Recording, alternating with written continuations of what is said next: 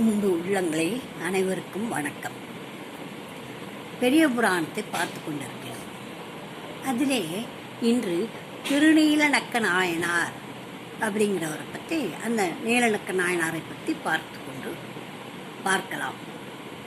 சோழவள நாட்டில் திருச்சாத்தமங்கை என்ற ஒரு ஊர். அங்கே வேதியர் குலத்தில் பிறந்தவர் திருநீலநக்கர். திருச்சாத்தமங்கை நன்னில ரயில் நிலையத்திலிருந்து கிழக்கே 7 தொலைவில் இருக்கிறது. அந்த ஊருக்கு செல்லும் வழியில் தான் திருநாவுக்கரசர் முத்தி பெற்ற திருப்பூம்புகளூர் இருக்கிறது. திருச்சாத்தமங்கைக்கு பக்கத்திலேயே திருஞான சம்பந்தர் இறந்த வணிகர் ஒருவரை உயிர் பெற்று எழச் செய்த திருமர்கள் என்கிற ஊர் இருக்கிறது. அதற்கு பக்கத்திலேயே சிறுத்தொண்ட நாயனாருடைய ஊரான திருச்செங்காட்டங்குடி இருக்கிறது.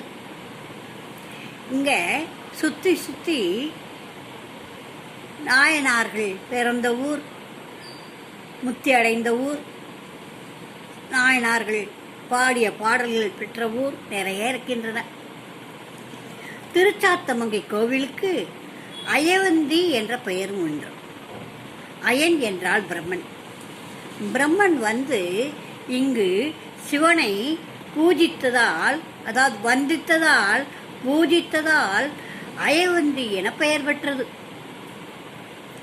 இந்த சுவாமியின் பெயர் அயவந்தி நாதர், அம்மையின் பெயர் மலர்கண்ணி நாயகி. இந்த கோவிலில் உள்ள சிவபெருமானையும் அம்மையையும் வணங்கி வந்த வேதியர்கள் உயர்ந்த குணமும் ஒழுக்கமும் சீலமும் நிறைந்தவர்களாக வாழ்ந்து வந்தனர். நீரில்லா நெற்றிப்பால் சொல்வார்கள். அதே போல அந்த வாக்கிற்கு இணங்க நெற்றி நிறைய நீர் பூசி எந்த நேரமும் தீபம், ஹோமம், யாகம் என முத்தி வளர்த்து வந்தனர். முத்தி 3 தீ, ஜீவத்தில் ஒரு தீ, கோமத்தில் ஒரு தீ, யாகத்தில் ஒரு தீ ஆக அதை 3 தீ என்பதை முத்தி என்று கூறினார்கள். முத்தி வளர்த்து வணங்கி வந்தனர். அங்கு வாழ்ந்த நீலநக்கர் சிவபெருமானை வணங்குவதோடு மட்டுமல்லாமல் சிவனடியார்களுக்கு அன்னதானம் வழங்கி அடியார்களையும் போற்றி வாழ்ந்தார். இது மட்டுமில்லை, வீட்டில் சிவபூஜை செய்வார், கோயிலுக்கு சென்று வணங்கி வருவார்.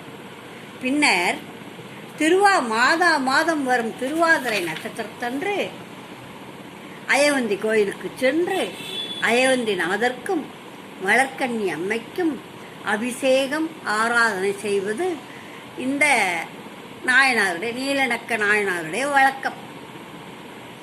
சிவபெருமானுக்கு அபிஷேகம் அலங்காரம் செய்து பிரசாதங்கள் செய்து பக்தியோடு வணங்குவார். அதே போல் ஒரு திருவாதிரை வந்தது. அன்று முதலில் சிவபூஜை முடித்தார் வீட்டில். பிறகு அயவந்தி கோவிலுக்கு சென்று சிவபூஜை செய்து வருவோம் என்று மனைவியிடம் கூறி நிறைய பிரசாதங்கள் எல்லாம் தயார் செய்து அபிஷேக ஆராதனைகள் கூறிய பொருள்கள் எல்லாம் அந்த நீலநக்க நாயனுடைய மனைவியார் எல்லாம் தயாரித்து தர எல்லாவற்றையும் எடுத்துக்கொண்டு அயவந்தி கோயிலுக்கு சென்றார்கள். அன்றைக்கு திருவாதிரை. மனம் நிறைய மனம் திருப்தி பெற நம்ம என்று பூஜை செய்ய வேண்டும் என்று அமர்ந்து விட்டார்.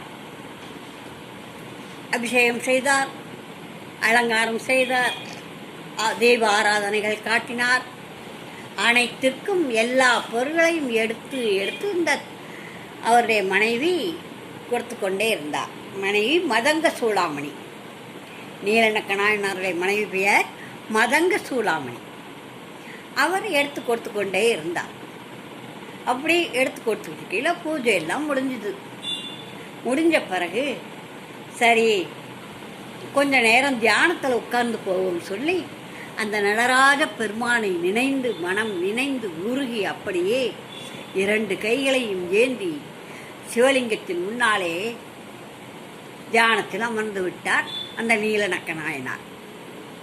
இந்த அம்மையாரோ அந்த சிவபெருமானை கண்கள் விரிய பார்த்து அப்படியே கண்களால் அவரை வணங்கி கொண்டிருந்தார். அப்படி அவர் சிவபெருமானை பார்த்து பார்த்து பார்த்து பார்த்து வணங்கி கொண்டிருந்தார் இல்லையா, அந்த நேரத்தில் மேலே இருந்து சீலிங்கில் இருந்து என்ன பண்ணுச்சு, ஒரு சிலந்தி அது கூட்டில் இருந்து தவறி வலையிலிருந்து தவறி சிவலிங்கத்து மேலே விழுந்துருச்சு. சிலந்தி பொல்லாத விஷம், சிவபெருமானே விஷத்தை உண்டவர், அவருக்கு என்ன செய்யும்? ஆனால் அதை நினைக்கல இந்த அம்மா. ஐயோ, சிவபெருமான் மீது சிலந்தி விழுந்து விட்டதே அப்படின்னு தான் நினச்சாங்க. இந்த சிவபெருமானுக்கு ஒரு விளையாட்டு வேணும் இல்லையா, அவருடைய விளையாட்டை போகுமா? என்ன செஞ்சார், அந்த சந்தையை அவர் மேலே விழுக வச்சுட்டார். விழுந்துருச்சு.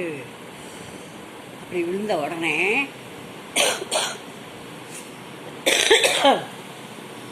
இந்த மதங்க சோழாமணி அம்மா என்ன செஞ்சாங்க, வேகமாக போய் சிவலிங்கத்து மேலே ஹூ ஹூ ஹுஸ் ஹுஸ் அப்படின்னு ஊதிட்டாங்க. ஊதுனா எச்சு திரிக்குமா இல்லையா?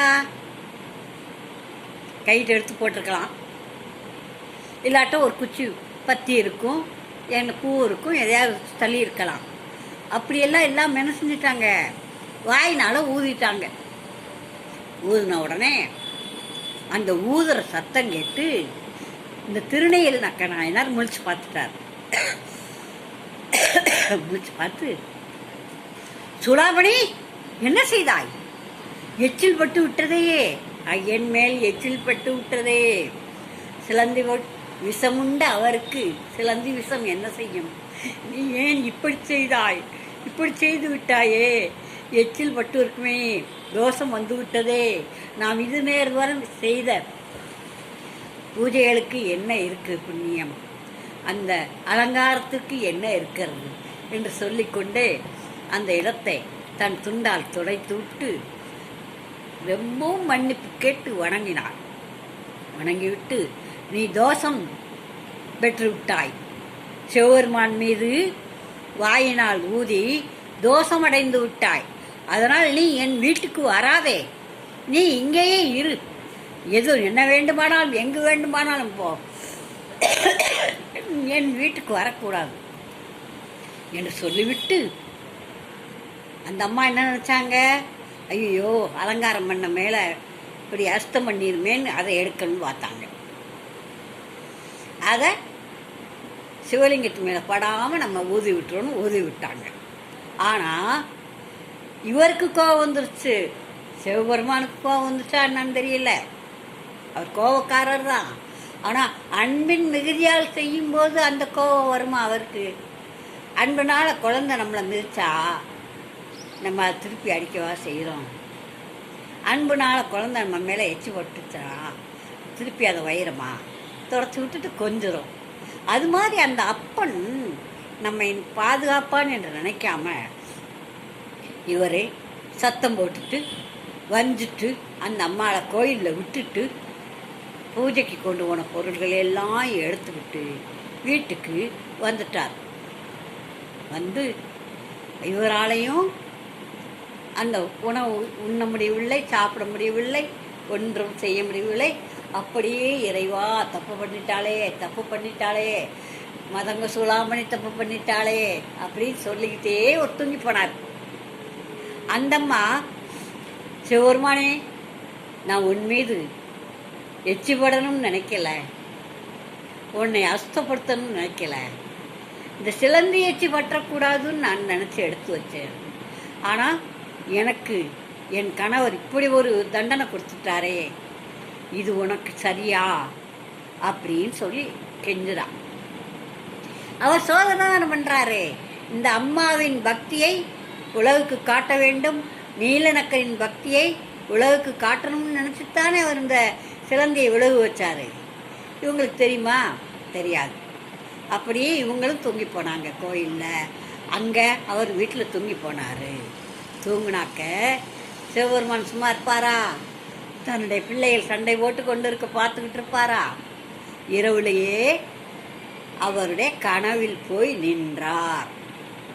அந்த சிவபெருமான் அயவந்திநாதர் நீலநக்கருடைய கனவில் தோன்றினார். கனவுல என்ன சொன்னார்னு சொல்லி அடுத்த பதிவில் பார்ப்போம். தொடர்ந்து பாருங்கள். மதுரை விசாலாட்சி ஆட்சி என்று ப்ரெஸ் பண்ணுங்கள். ஏபிசி அந்த போர்டு இருக்கு இல்லையா, அந்த எழுத்தில் ப்ரெஸ் பண்ணுங்க, வரும். சப்ஸ்கிரைப் பண்ணுங்கள். தொடர்ந்து பாருங்கள். குழந்தைகளுக்கு சொல்லுங்கள். நமது பாரதத்தின் பெருமையை குழந்தைகள் உணர வேண்டும். நமது சைவத்தின் அருமையை உணர வேண்டும். குழந்தைகளுக்கு சொல்லுங்கள். நன்றி, வணக்கம்.